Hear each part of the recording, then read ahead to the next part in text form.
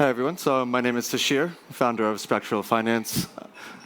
Don't have the pointer clicking today, so I'm going to have to work with Bram in the back. But Spectral is building infrastructure for permissionless credit risk in Web3. I'll get to that in a bit. But today, I want to go over what's going on in the current state of DeFi, what's happening in the traditional world in creditworthiness, introducing the concept of programmable creditworthiness, and then kind of tie it together where we want to position ourselves and what Spectral is. So obviously, we know we're in an exponentially growing industry. In about a year and a half, we've done a 250x in TVL, according to DeFi Llama. And the one thing that we know is that it's actually capital inefficient. We're still in this kind of overly collateralized state. And so one thing that DeFi did as it was exploding is that actually skipped over credit risk infrastructure altogether. And there was this kind of quick fix solution to lack of recourse, which was just over-collateralize the hell out of everything. And honestly, it made sense from a lending perspective. Essentially, they want to transfer risk over to the user and say, if you don't want to tell me who you are, you're going to have to give me more money than I can give you. And so that kind of made sense from a business perspective. What that actually ended up doing, though, is actually create an environment that's only conducive to larger players to participate. And if you think about lending in general, most people try to take a loan out because they don't have the money for the loan. That's why we see unsecured, under-collateralized lending. And in the world we're in, if you have disposable income, that's the only way you can participate to actively kind of be part of this environment. And so an ancillary effect of this actually is that since these same lending protocols emit governance tokens, these same larger players who can actively participate actually get rewarded further by taking control of these quote-unquote decentralized systems. And so the longer we stay in this state, we actually start to cement this oligarchy. And so, for example, the top 15 individuals on Compound's leaderboard right now have about 67% of voting weight. So the longer we stay in this, we're actually just kind of creating this top-heavy oligarchy, recreating the pitfalls of Web 2, and just kind of doing it in a different way in Web 3. Another kind of issue is that DeFi currently exists in like a flat landscape, meaning that all users, different types, are actually getting the same exact loan terms. So somebody who's been kind of degen, getting liquidated, defaulting left and right, is getting the same exact rates as someone who's been creditworthy, somebody who's actually repaid their loans, been mindful of what they've been doing. What it could be, actually, is that it could be that personalized lending experiences could happen based off of your on-chain transactional history. So it's not necessarily about going directly to unsecured lending or under-collateralized, but we need to bring some capital efficiency to the space first. That's kind of the first step towards this kind of longer-term goal of that. So TradFi credit scores suck, right? So we always kind of hear bad things about it. We see that these credit bureaus today are opaque and siloed. They're monopolized by 3 large bureaus and also FICO. Many people remain credit invisible and actually don't have any option or control or understanding, really, of what's actually happening in these kind of opaque models. And then we see an extreme version of this is like these kind of social credit scores. So even if it's not institutions that are happening to do this, if you put it into like governmental hands, what we see in the East happening is that you see kind of a very kind of ripe environment for manipulation and bias, where you could actually be kind of penalized and be blacklisted, not able to board flights, not able to book hotel rooms. And this is going to get further and further more into this kind of dystopian, weird future. And so why hasn't this industry been disrupted, right? This is kind of, everybody knows it's been pretty shitty. Everybody knows there's like issues with it. But what is actually stopping us from actually disrupting this? And so everything we've been hearing in this kind of like TradFi innovation and like fintech explosion over the last 10 years, all the money flowing to it, has actually been at this application layer. This infrastructure layer that's actually been cemented decades ago by these bureaus has never been questioned. People have come up with kind of alternative data sets to look at, but this kind of infrastructure of credit risk has basically stayed the same for decades. And so why is that? And then, next slide. In DeFi, like as I mentioned, we actually just skipped over it altogether. And so now we have this kind of opportunity to actually not necessarily port over what's happening in traditional finance, but how do we actually, question is like, how do you actually build this over in the right way, in a permissionless way, and a programmable way? And so this is where Spectral wants to enter. We want to sit on this level of the stack where we could actually drive a lot of these lending protocols, bring capital efficiency, but we have to do it in a permissionless way. And so the question is, I keep saying permissionless credit risk infrastructure. What the hell does that even mean, right? And so does it actually mean bridging FICO scores over on-chain? Does it actually mean giving up your KYC in order to get capital efficiency? We believe no, right? We believe that kind of bridging traditional infrastructure, can you go back one? So bridging traditional infrastructure is really kind of saying that existing infrastructure is good enough. Let's use it. Let's just bridge it over. We don't actually believe that, right? And then in addition to that, when you're bringing KYC over, you're actually starting to build like a social graph. And then once you kind of start to do that, there's an endless amount of data inputs you can start to take in. Take your bank account information, your name and address. You have a social media, like a blue check mark on your social media. You take your gamer tags, you take all these different array of things, and all of a sudden, the protocol becomes a social identity graph, right? And that's not necessarily what we want to be. In addition, when you start to kind of bridge existing traditional metrics over, you also exclude people that aren't exposed to credit scores. And then in addition to that, you actually only filter that even smaller group into just the higher scoring individuals that want to basically bridge that high score over and take liquidity and then add additional friction of UX, friction of crypto. So these users who already have a good credit score, they have a plethora of different options of taking out loans, right? And so you're kind of solving a problem for these users that don't exist. And so while this may seem like a kind of a good opportunity in terms of a different business model, we don't believe it's the right way to build permissionless infrastructure in the space. So another way is like, do you just create an on-chain credit score? Right? And so we've done this already. We've built something that's called a macro score. It stands for multi-asset credit risk oracle. And what we look at is things like your lending and borrowing behavior in DeFi, purely from an on-chain perspective. And so we look at your Ethereum balance over time. We look at your lending and borrowing size of these loans, the interest repaid over time. We translate the things like length of credit history tied to your wallet history. Perhaps you're in the Ethereum ICO. And then in addition to that, we have things like credit mix. Maybe you've only used Aave, you've never used anything else, and then you may have a low credit mix score. We monitor your health factor. We can see things like, are you teetering on the edge of liquidation? Are you taking into consideration market and asset volatility, creating enough of a buffer, being mindful, and basically taking into consideration risk management overall. In addition to that, we also look at kind of general Ethereum transactions. So what this means is like we'll monitor your wallet balance relative to these outstanding loans. This is kind of similar to like when a bank looks at your checking account balance relative to the size of your credit card balance. Are you just racking up credit card debt with no money to pay for it?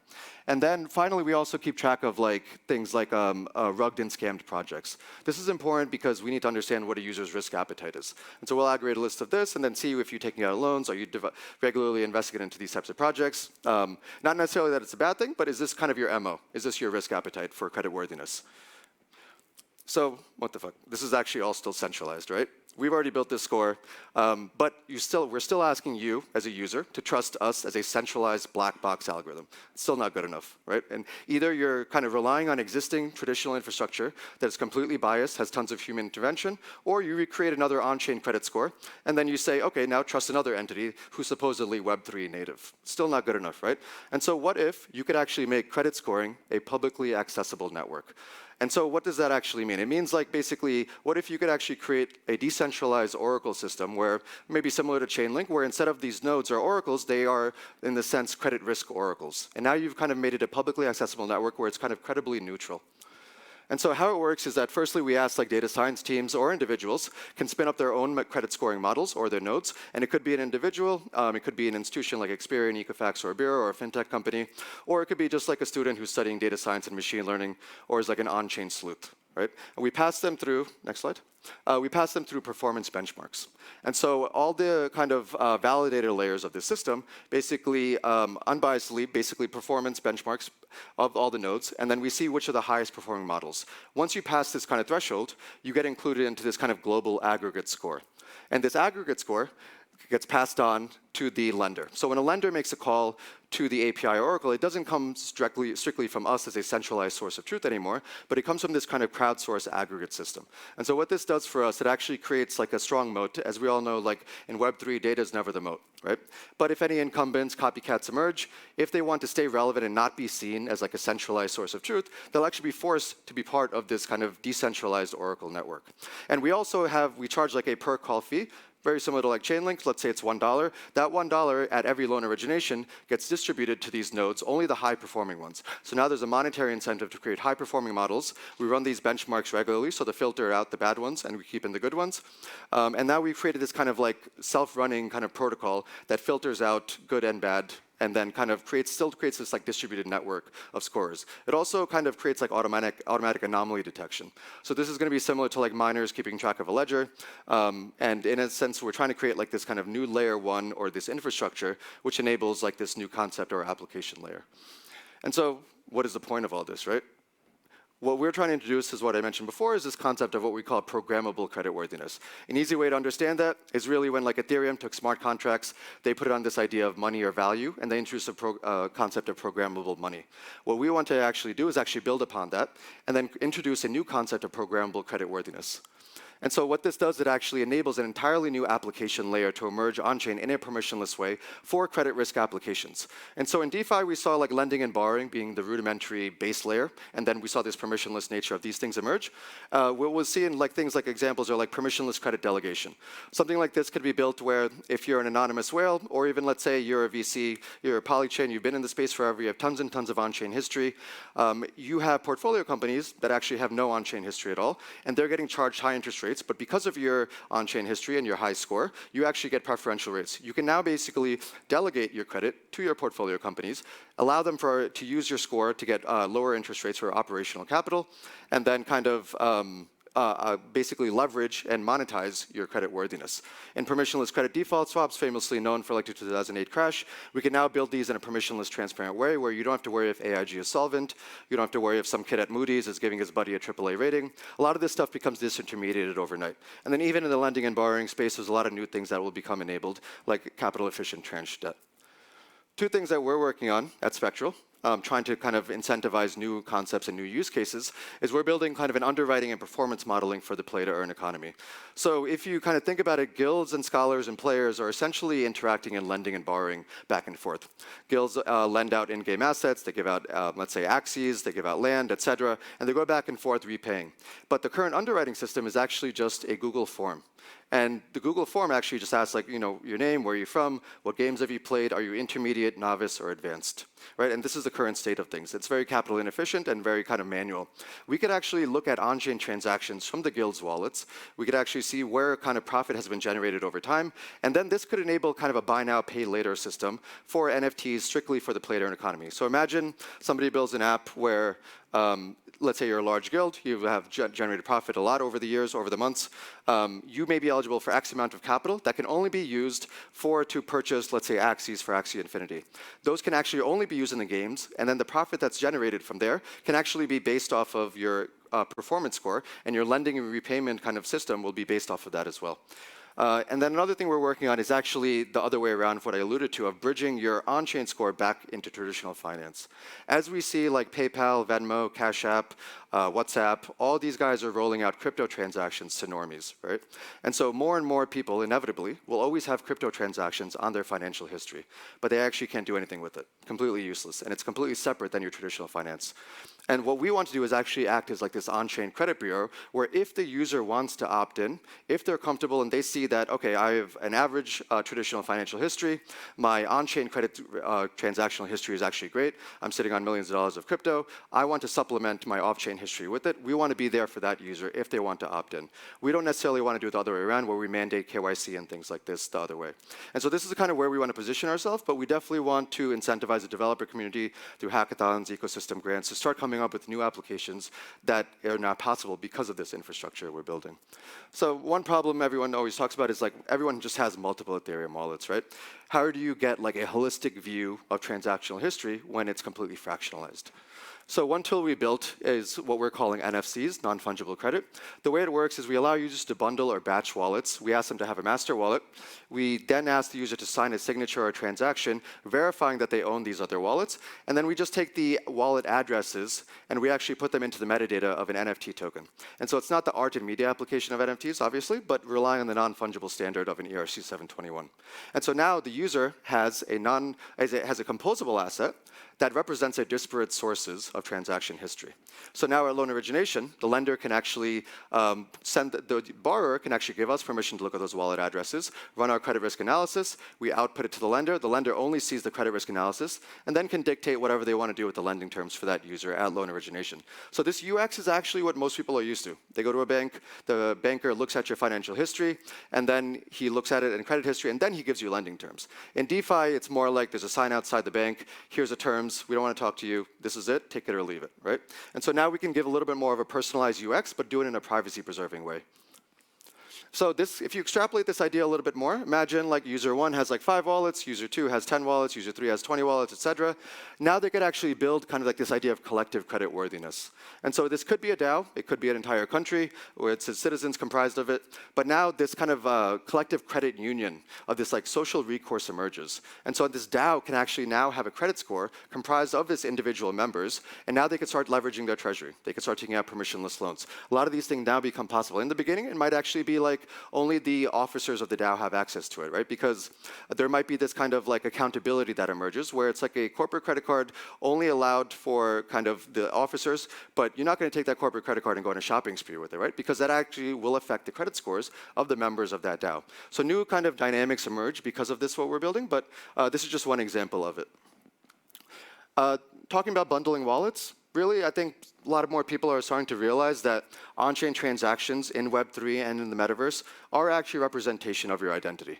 And so what that actually means is like people have wallets for governance, people have wallets for NFTs, for gaming. It's not just financial transactions anymore, right?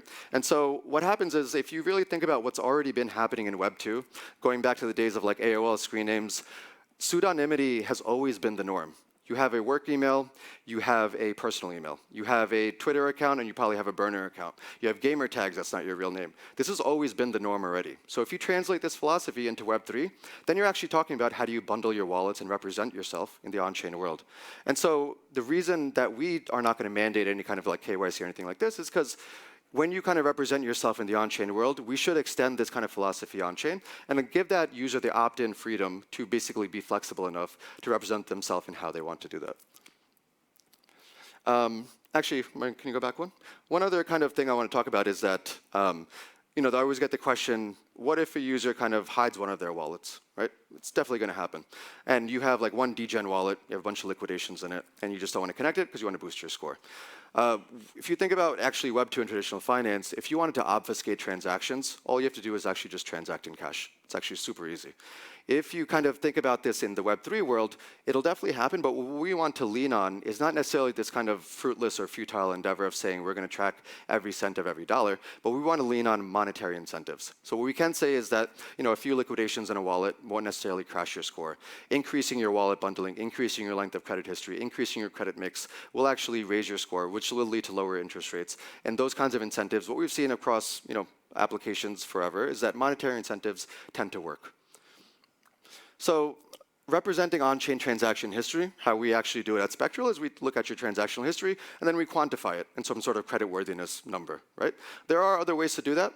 And obviously, we've seen it explode in this kind of NFT industry where profile pictures and avatars have become kind of the norm of like representing you in your Twitter profile picture, for example, right? What actually happens, though, is that when let's say you mint an ape, you mint a CryptoPunk, scarcity and value are just generated really randomly. You get really lucky, you become a millionaire overnight, right? What if this scarcity was not actually generated randomly, but it actually was representing your transactions across your wallets and represented you and your contribution to the Ethereum ecosystem over the years? So what we're doing and running an experiment with is basically building a library of transactions from very common to very scarce. And so something very scarce might be you were in the Ethereum ICO. Maybe you deployed a smart contract back in 2015. Very few people in the world may have done this. And very common would be something like a Uniswap transaction. And so across this spectrum of common to scarce transactions, we'll kind of look at your transactions across your wallets and then generate the image on that. So how do you represent this visually? Obviously, there's a plethora of different ways. I will work, hopefully people also take on this cue and start to use this as a different way of building NFT profile projects. But we worked with an artist to kind of look about how does this actually going to look. So you might have a really kind of extensive, lots of weapons, drones, lasers, etc. Maybe this is Vitalik's wallet, and he has the most on-chain transactions, and he has an extremely elaborate kind of profile picture, right? This can look in a lot of different ways, but now the important thing to note here is that now rarity and value are not randomly generated. They can actually be generated based off of your contribution to the Ethereum ecosystem over the last 7 or 8 years. Just another visualization of what this may look like.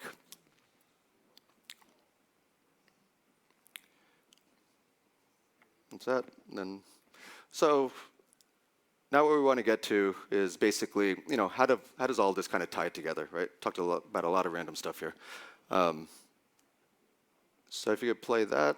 So what we're building actually is basically a dashboard very similar to like, we'll let this load it a little bit and I'll walk you guys through it.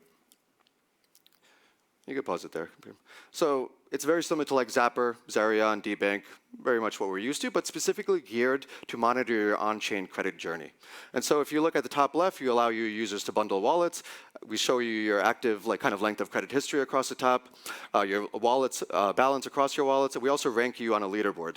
This is a little bit more gamified. We don't divulge your wallets or anything like that, but you can kind of nickname them and things like that. And then we show you your kind of on-chain macro score history. So this is what your score used to be over time, what it is today, and you kind of start to understand a more holistic view of what you've been through. On the left, you see what your on-chain macro score or credit score is. We break the score down into kind of sub-scores. And so this is important because you want to basically have a good kind of understanding of where you're deficient. If you click view score details, you'd understand how to boost your score, tips and tricks on how to do that. And in addition, in this kind of borderless, pseudonymous world, where most people actually in emerging markets have never been exposed to credit risk infrastructure, you want to actually help them kind of get started on their on-chain credit journey and help them understand where they can kind of start to improve and things like that. At the bottom left, you would see kind of like your overall collateral, your health factor, your borrowed rates across the major protocols. We'll continuously keep adding protocols here at the bottom left. And then in the middle, you'd see like your individual deposits and loans across these protocols. And so for your borrowers, we may start to flag if you have a low health factor loan. If you're about to be liquidated, we can monitor it here and kind of alert you there. On the right, you see balances across wallets. And the new version, we actually also show you your NFTs, also your liquidity provision. And at the top right in loan opportunities is when we start to integrate with third parties. And so this is a little bit more like Credit Karma, Nerd Wallet style, where third parties can actually look at you and give tailored and customized and personalized lending offerings or loan offers based off of your on-chain credit score or your sub-scores. And so the user can actually click through right from the dashboard and get tailored offerings right from here.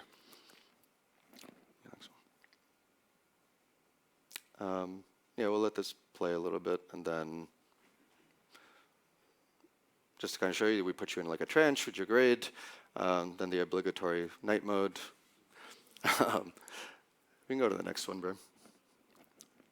So DeFi is finance, right? And what I mean by that is like there's this thesis playing out that, there was like this meme, DeFi is the future of finance. If this plays out, right, and what we're already seeing is that institutions are migrating over. It's not going the other way. I don't know how long it's going to take, maybe a year or two, maybe a couple of years, whatever it takes. But we do see that the infrastructure that we've built, not just at Spectral, but in DeFi and in Ethereum and kind of on-chain finance in general, is head and shoulders better than what's in TradFi.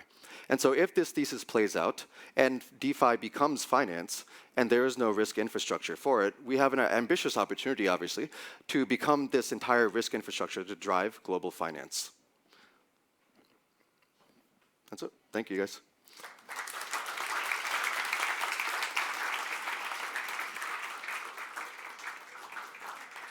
I don't know if we have time for Q&A, but okay, yeah.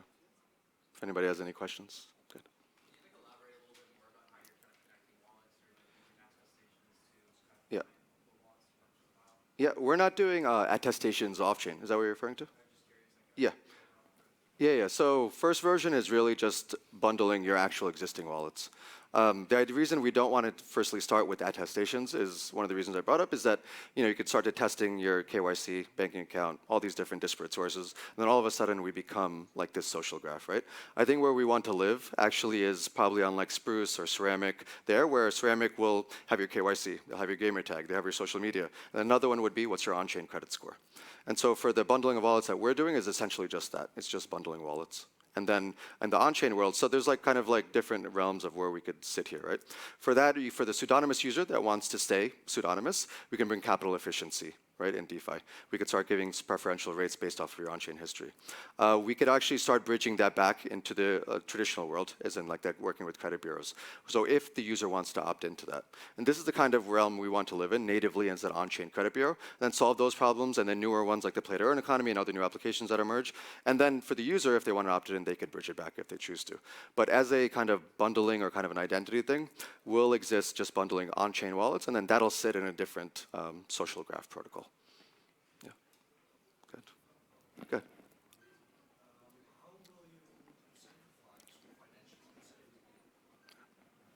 how are you gonna financially incentivize people making models for you? So are Yeah. you gonna pay them out in a native token, like Spectral token, or? No, so token mechanism will probably be a little bit of both, right? So when a loan originates, we charge a small fee for the lender to make a call to the API or Oracle. Let's say it's $1. That dollar gets distributed to the nodes in the network that passed all the performance benchmarks. So if we run these performance benchmarks, let's say once a month, the ones that pass it that month will get in part of the fee sharing system, right? And so that continuously evolves. And so you wouldn't leave that kind of node or score kind of left for dead, right? So you have to continuously be high performance to be in the system. And there's a monetary incentive to build high performing models and to kind of upkeep of the node instance. I think you had a question in the front. Yeah, on the models point, how do you actually filter out what is a high-performing model? Yeah, so good question. So there's a lot of kind of like machine learning, kind of like KS scores, Breyer scores, what else, like ORIC scores. Then we'll also test for specific features. And like, how are you testing? So right now, what we'll do is give anonymized wallet set to the model. They'll run that kind of all the performance benchmarks on there, and then we run it again on a hold offset. And so this is also a randomly generated hold offset that they don't actually know about. And then we compare all these performance benchmarks for very specific features, but also generalized kind of modeling as well. And then that continuously updates. And obviously, as like the industry evolves, we'll have to continuously evolve those benchmarks as well. Cheers. Hi, so you've mentioned capital efficiency is one of the benefits of this score, but I don't quite understand how that's possible, as I've heard nothing about how you could enforce payment of, say, an under-collateralized loan. So Yeah, could you elaborate on if that is a goal? Sure. So what I mean by capital efficiency is not under collateralized loans. What I mean is that everybody isn't getting 150% collateral rate. So we could lower that collateral rate, and then eventually, okay, so to elaborate a little bit more, until I don't think that I can just give you a 3-digit number and you're not going to run off with money, right? Doesn't mean anything. And if you don't actually care if you default on this loan and run it and your score crashes and you shrug your shoulders, then it doesn't mean anything, right? So what we need to build up towards is actually that. And by doing that, we need to be basically integrated into other protocols. You need to have like a credit score or a loan on Compound, and you don't want to mess that score up because you have a loan outstanding on Aave. And even in the real world, we need to build up this kind of mental and social buy-in. And so until then, I wouldn't say this capital efficiency is applying to unsecured loans, because you're not paying like your credit cards every month because the next day, cops are going to show up at your house and you're going to go to jail. You're actually trying to preserve your future self and your future terms, right? And so we need to build up towards that. And this is like a longer term journey. Until we get there, first, we need to build it to be sufficiently decentralized in this permissionless infrastructure. Then we could bring permissionless capital efficiency to be integrated into these lending protocols. And then once we're kind of like ubiquitous around the industry, then people will start caring a little bit more. There will be kind of creative ways of doing unsecured loans where maybe you want to like do 80% collateral, the rest of it you lock up in a superfluid account and you don't have to put it up front, you slowly repay up the collateral.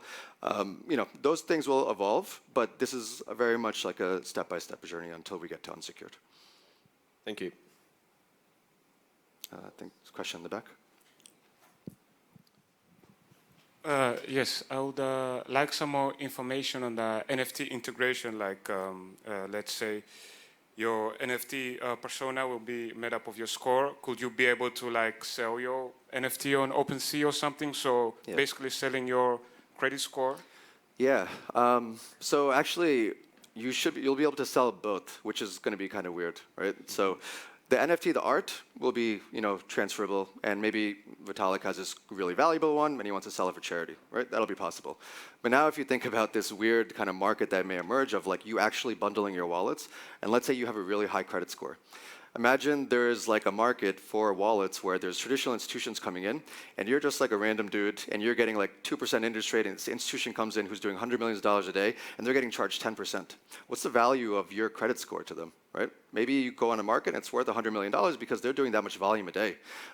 We don't know if this is going to play out, but this is kind of the newer things that you may be transferring your private keys over. I don't know, weird dynamics might emerge there. So it's not necessarily transferable, but it's, as you know, wallets and private keys and things can be transferred. And so, secondary, tertiary effects of this could happen. Okay, yeah, thank you. There's one question in the back here. Yep. I guess it's just, sorry, microphone's a bit loud. But yeah, I was just wondering if you had any models to kind of I guess, prevent kind of like a credit monolith? Because I can see it's like, you know, we were talking about PvP environments right now. And so you've got like OTC delegation and then credit delegation. How do you like prevent the issue of one player becoming like a monolith and kind of blowing up? Is there One any- player as in one of the scorers, or which players? Are you Yeah, referring essentially to? just kind of getting a really good like credit score, and then you know you make one kind of big slip, and then kind of just blows up. Especially with like credit delegation to like and OTC kind of like deals going on right now. Are you referring to like if one of the nodes become really successful, or I guess I'm. I guess someone asking for a loan with a really high credit score, and then them just kind of abusing Oh, their I see, I see. power and Yes, then yes. just Okay, sorry. yeah, I understand amassing now. so much Yeah, credit so as well. one kind of model we've been kind of toying around, and the thing is, like, that's exactly a good point, because we actually want to stay purposefully agnostic, right? All these applications we're talking about can be done in millions of different ways. One way to properly do what you're describing is actually kind of have like this kind of emission curve, right? Where after a certain point, it would be prohibitively expensive to delegate your credit anymore. It's actually similarly like if I'm going to be taking loans out left and right, and I'm getting accepted for these loans, it's still not like the fruitful or like right thing to do, right? Because after a certain point, I'm actually putting myself at extreme risk. We could actually start to build that and make it actually a programmable thing, right? And so it's almost like the, you know, like the risk factors, if you've seen those on like Aave and Compound, where it just kind of ticks up really fast. Cool. Thanks, guys. Oh, one more question.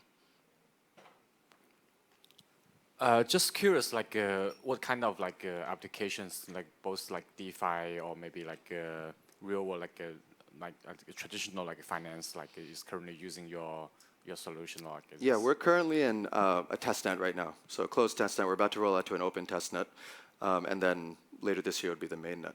So right now we're building some integrations with some partners and other real-world plus on-chain partners, which will be released soon. Okay, when do you expect like The open testnet end of May, so about a month and a week or so, and then the integrations into those will be sometime in that same range into other protocols. Thanks. Hey, sorry. I was wondering what's the business model for you guys? Will it be more like a push message, like you push to different protocols that you essentially pay them to use you guys, or is the reverse that they pull from you, they pay for your services? What's the? I think it's depending on different stages, but what's your launching plan? Yeah, I mean, realistically, in the beginning, we'll probably want to incentivize, right? We want to build up traction, we want to build up momentum. But in the longer term, like, lenders will actually, you know, try to vie for that spot on the dashboard, right? And so once we kind of build up enough traction, then we'll probably switch the model after that. And then people will try to kind of get eyes from the users based off of their credit score and give kind of personalized lending terms and offers after that. That hasn't been decided, the plan. No, in the launch beginning, plan. I mean, we're working with, we want to incentivize people to start building with us, right? So we're not going to kind of create a hurdle or too much friction. Cool. Thanks, everybody.